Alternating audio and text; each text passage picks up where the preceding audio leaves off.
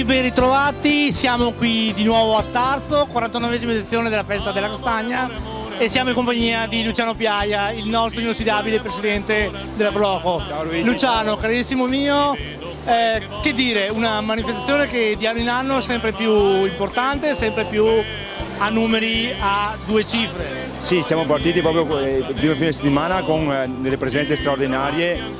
L'iniziativa arrivata alla sua 49esima edizione rappresenta una bellissima espressione del territorio, dal punto di vista dei produttori, dal punto di vista della promozione dei nostri sentieri, del nostro territorio. A 2 giorni di antichi sapori in piazza si è dimostrata ancora vincente, soprattutto per diciamo, la grande partecipazione e la possibilità di vedere antichi mestieri, tanti produttori con i loro prodotti, tanta identità in questa 2 giorni in piazza, quindi siamo assolutamente soddisfatti di questo inizio, insomma. Non voglio più svegliarmi solo, cerco qualcuno che mi ama e che non pensi solo a sé.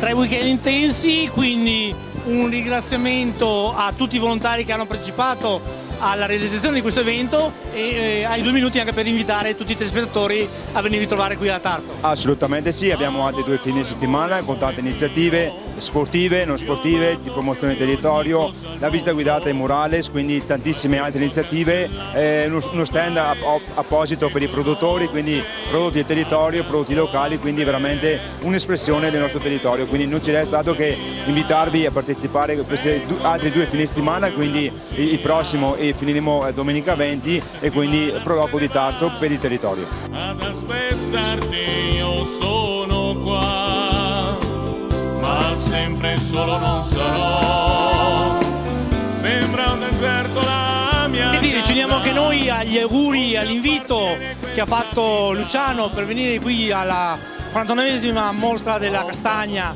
a Tarso a degustare degli ottimi piatti. Luciano, anche noi ti ringraziamo da parte di tutto lo staff della televisione, ogni anno il tuo invito è sempre gradito, veniamo a gustare volentieri i tuoi piatti e che dire, andiamo a mangiare qualcosa di buono. Assolutamente sì, l'ottima cucina è sempre presente e grazie a voi.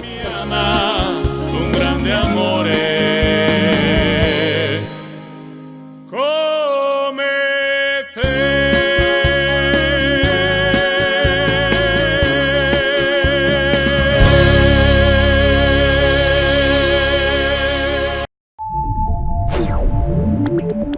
Yeah.